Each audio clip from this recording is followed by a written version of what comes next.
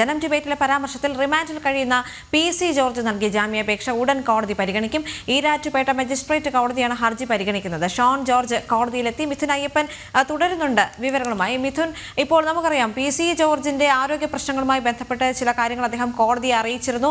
Arrest ചെയ്യുന്നതിന് അല്ലെങ്കിൽ അദ്ദേഹം റിമാൻഡിൽ കഴിയുന്ന കാലാവധിയിൽ തന്നെ വൈദ്യസഹായം അദ്ദേഹത്തിന് തേടേണ്ടി വന്നിട്ടുണ്ട്. ചില കാര്യങ്ങളിൽ ഇതുമായി ബന്ധപ്പെട്ടുള്ള കാര്യങ്ങൾ കൂടി പരിഗണിച്ചായിരിക്കുമല്ലോ ഇന്ന് വിധി വരിക.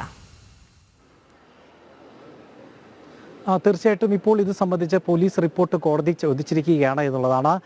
ജാമ്യം നൽകുന്നതിന് മുന്നോടിയായിട്ടുള്ള അല്ലെങ്കിൽ ജാമ്യാപേക്ഷ പരിഗണിക്കുന്ന മുന്നോടിയായിട്ടുള്ള ഒരു നടപടിക്രമമാണ്. പ്രത്യേകിച്ച് മെഡിക്കൽ കണ്ടീഷൻ അടക്കം വിശദമാക്കുന്ന തരത്തിലുള്ള ഒരു റിപ്പോർട്ടാണ് പോലീസിനോട് ആവശ്യപ്പെട്ടിരിക്കുന്നത്. പോലീസ് അത് വൈകാതെ തന്നെ നൽകും എന്നുള്ളതാണ്, സമർപ്പിക്കുമെന്നാണ് മനസ്സിലാക്കാൻ സാധിക്കുന്നത്. നമുക്കറിയാം ഈ കേസുമായി ബന്ധപ്പെട്ട കൂടുതൽ വ്യക്തികളോ പ്രതികളോ അങ്ങനെയൊന്നുമില്ല. അതുകൊണ്ട് PC ജോർജ് മാത്രമാണുള്ളത്. അതുകൊണ്ട് ആളുടെ മൊഴിയെടുക്കുന്ന പ്രവൃത്തി പൂർത്തിയാക്കിയിട്ടുണ്ട്, മൊഴിയെടുപ്പ് പൂർത്തിയാക്കിയിട്ടുണ്ട്. ഒപ്പം തന്നെ ഈ കേസിൽ കസ്റ്റഡി എടുക്കാവുന്ന ഒരു തെളിവ് എന്ന് പറയുന്നത് ചാനൽ ചർച്ചയിൽ പങ്കെടുത്തിരുന്ന ഒരു ലാപ്ടോപ്പാണ്. ആ ലാപ്ടോപ്പും കസ്റ്റഡിയിൽ എടുത്തു കഴിഞ്ഞിട്ടുണ്ട്. കൂടുതൽ വിശദമായിട്ടുള്ള ചോദ്യം ചെയ്യലിൻ്റെ ആവശ്യകതയും ഇപ്പോൾ നിലവിലില്ല എന്നുള്ളതാണ് മനസ്സിലാക്കാൻ സാധിക്കുന്നത്. അങ്ങനെ ഒരു സാഹചര്യത്തിൽ ജാമ്യം നൽകാനുള്ളൊരു സാധ്യത നിലവിലുണ്ട് എന്നുള്ളതാണ്. കാരണം നടപടിക്രമങ്ങളെല്ലാം തന്നെ പൂർത്തിയാക്കി കഴിഞ്ഞു. ഇനി പോലീസ് എന്താണ് ആവശ്യപ്പെടുന്നത് എന്ന് സംബന്ധിച്ച് റിപ്പോർട്ടിൻ്റെ ഭാഗമായി മാത്രമേ ലഭ്യമാകാൻ കഴിയുള്ളൂ.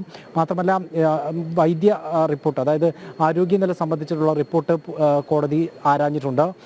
ഇപ്പോൾ നിലവിലും കോട്ടയം മെഡിക്കൽ കോളേജിലെ കാർഡിയോളജി വിഭാഗത്തിൽ തീവ്രപരിചരണ വിഭാഗത്തിൽ ചികിത്സയിൽ കഴിയുകയാണ് PC ജോർജ്. ആരോഗ്യനില തൃപ്തികരമാണ് എന്നാണ് പറയുന്നതെങ്കിൽ കൂടിയും അദ്ദേഹത്തിന് നിരവധി ആരോഗ്യ പ്രശ്നങ്ങൾ നിലനിൽക്കുന്നുണ്ട്. അതുകൊണ്ട് തന്നെ ഒരു പക്ഷേ ജാമ്യം കിട്ടി ഇതെല്ലാം പരിഗണിച്ച് ഒരു ജാമ്യം അനുവദിക്കുന്ന നിലയിലേക്ക് എത്തുമെന്ന് തന്നെയാണ് കരുതുന്നത്. ഒരു പക്ഷേ ജാമ്യം ലഭിച്ചാൽ തന്നെയും അദ്ദേഹത്തെ മറ്റൊരു സ്വകാര്യ ആശുപത്രിയിലേക്ക് മാറ്റാനുള്ളൊരു ശ്രമമാണ് അദ്ദേഹവുമായി ബന്ധപ്പെട്ട കേന്ദ്രങ്ങൾ വ്യക്തമാക്കുന്ന വിവരങ്ങൾ. ഒരുപക്ഷെ ജാമ്യം ലഭിച്ചാൽ തന്നെയും മറ്റൊരു സ്വകാര്യ ആശുപത്രിയിലേക്ക് തുടർ ചികിത്സയ്ക്ക് വേണ്ടി മാറ്റുമെന്നുള്ളതാണ് ലഭ്യമാകുന്ന വിവരം.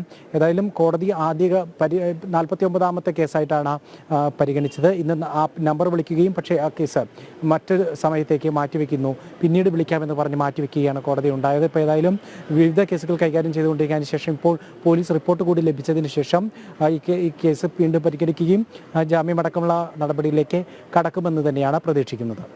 ശരി മിഥുൻ.